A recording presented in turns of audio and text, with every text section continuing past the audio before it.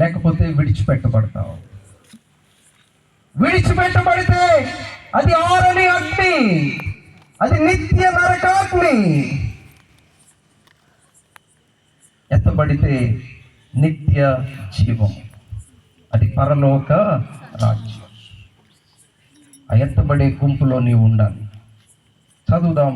కొరింథీయులకు రాసిన 2వ పత్రిక 11వ అధ్యాయం 2వ వచనం చదువుదాం. పెండ్లి కుమారుని కొరకు వధువును ఎన్నుకునే వింతైన నాటకము.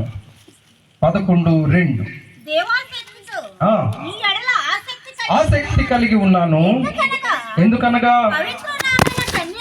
పవిత్రురాలైన కన్యకగా ఒకడే పురుషునికి క్రీస్తుకు సమర్పింపవలెనని మిమ్మును ప్రదానము చేసి తిని. పవిత్రురాలైన